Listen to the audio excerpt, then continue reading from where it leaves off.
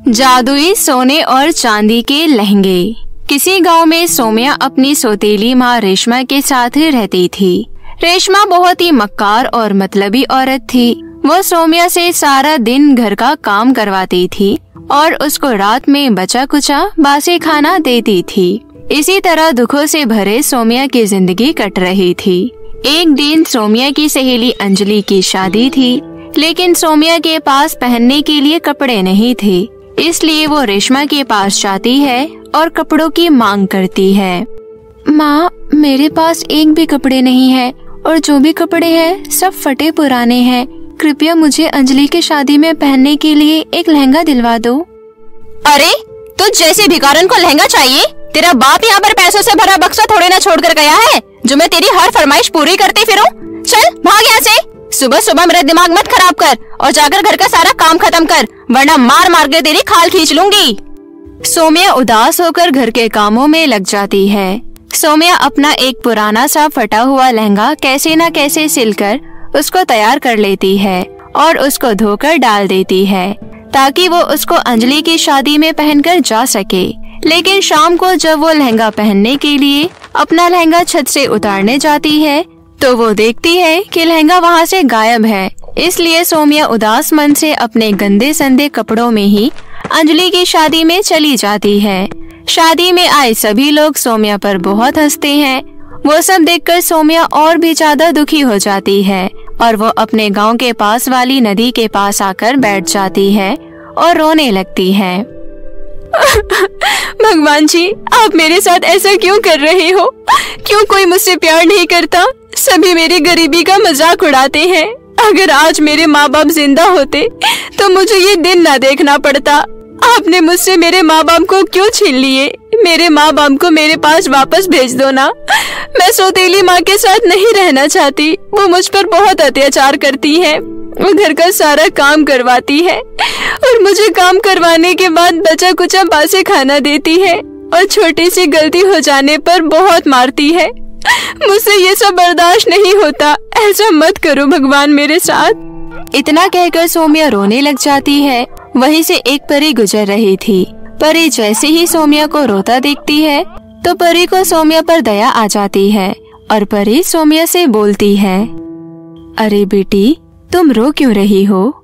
सौम्या परी को देखकर डर जाती है और कहती है, कौन हो तुम और ये तुम्हारे पीछे पंख कैसे लगे हैं? मेरी सौतेली माँ ने तुम्हें मुझे मारने के लिए भेजा है ना? नहीं, मैं एक परी हूँ। वैसे तुम्हारा नाम क्या है? मेरा नाम सौम्या है। सौम्या, तुम यहाँ पर बैठकर रो क्यों रही हो? तुम मुझे अपनी परेशानी बताओ, क्या पता मैं तुम्हारी मदद कर सकूं।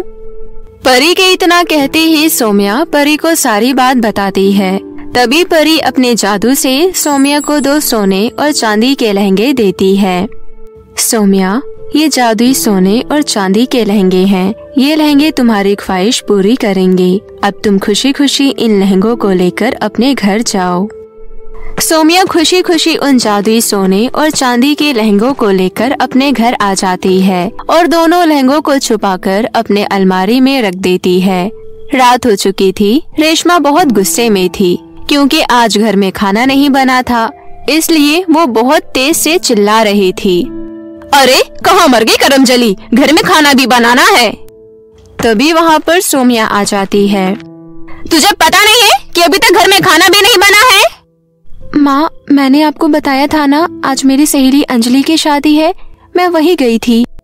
अच्छा, तो तू अपने मन की भी करने लगी है? मुझसे बिना पूछे उसकी शादी में भी चली गई?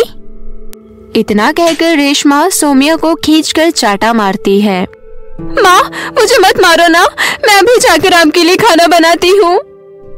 इतना कहकर सौम्या रोते रोते रसोई में खाना बनाने चली जाती है। लेकिन जैसे ही वो रसोई में जाती है तो देखती है कि खाना पहले से ही बना हुआ है। वो सब देखकर सौम्या दंग रह गई। अरे, खाना तो पहले से ही बना हुआ है, आखिर ये कैसे हो सकता है? सौम्या रसोई में खड़ी हुई थी। तभी वहाँ पर सोने और चांदी के 2 लहंगे प्रकट हो जाते हैं और उनमें से सोने का लहंगा कहता है, सौम्या, ये खाना हमने बनाया है। जाओ, ये खाना अपनी माँ को दे आओ। हाँ सौम्या, अपनी माँ को ये खाना देकर आओ, फिर देखना क्या होता है। अब तुम्हें डरने की कोई जरूरत नहीं है, अब हम तुम्हारे साथ हैं। सोम्या दोनों लहंगों की बात सुनती है और प्लेट में खाना लगाकर अपनी माँ को देने जाती है। आज तो बड़ी जल्दी खाना बना दिया तूने। किसी ने बिल्कुल सच ही कहा है, लातों के भूत बातों से नहीं मानते। लगता है ये उसी का असर है, इसलिए आज फुर्ती में खाना बना लिया। चल अब खाना यहाँ रख और निकल। सोम्या के जाने के बाद रेशमा खाना खाने लगती है। खाना खाने के कुछ देर बाद ही रेशमा को चक्कर आने लगते हैं और वो बेहोश होकर वहीं गिर जाती है। सोम्या वहाँ पर आती है तो वो रेशमा को बेहोश देख उसको होश में लाने की कोशिश करती है। माँ उठो ना, आपको क्या हुआ? उठो ना माँ। इतना कहकर सोम्या रेशमा के मुंह पर पानी के छींटे मारती है। रेशमा के मुंह पर पानी के छींटे पड़ते ही रेशमा को होश आ जाता है और वो सोम्या से कहती है, करमजली, तूने मेरे खाने में क्या मिलाया था? कुछ नहीं माँ, मैंने आपके खाने में कुछ भी नहीं मिलाया। तू ऐसे सच नहीं बताएगी, तुझे सबक सिखाना ही पड़ेगा। इतना कहकर रेशमा सोम्या को बहुत मारती है। सोम्या को हाथ पैर में बहुत चोट लग गई थी और तो और रेशमा ने सोम्या को 3 दिन तक खाने को भी कुछ नहीं दिया था। लेकिन रेशमा को ये नहीं पता था कि सोम्या के पास जादुई सोने और चांदी के लहंगे हैं।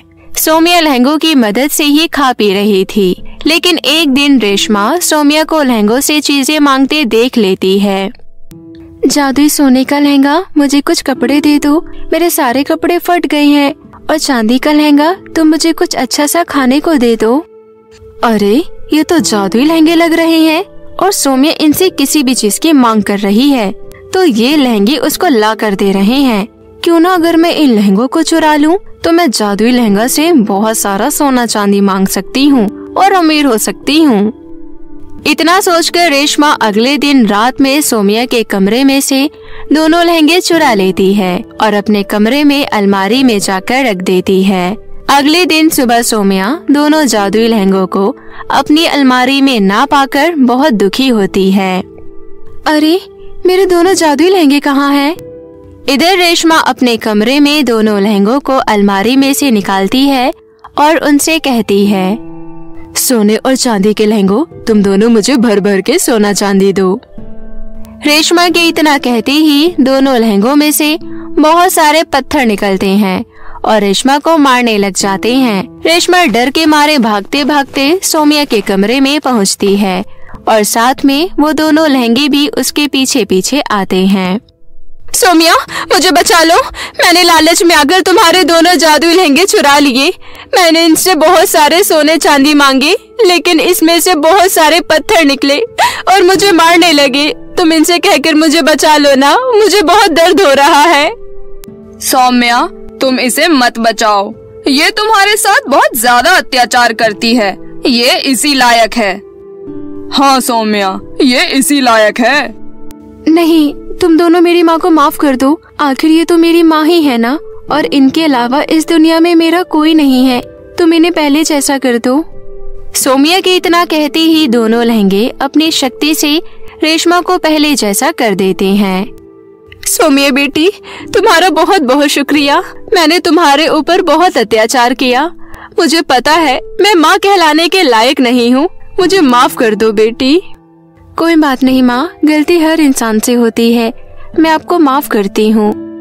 उस दिन के बाद से सोम्या और रेशमा जादुई लहंगे की मदद से थोड़े पैसे इकट्ठे करते हैं और अपने गांव में सभी अनाथ बच्चों के लिए एक अनाथ आश्रम खोलते हैं। उस अनाथ आश्रम में बच्चों के लिए सारी सुविधाएं उपलब्ध करवाते हैं और साथ ही साथ गांव के गरीबों की भी मदद करते हैं। दोनों जादुई लहंगे रेशमा और सोम्या की बहुत मदद करते थे। उस दिन के बाद से सोम्या और रेशमा की जिंदगी में किसी भी चीज की कमी नहीं रही और वो दोनों जादुई सोने और चांदी के लहंगों के साथ हंसी खुशी रहने लगे।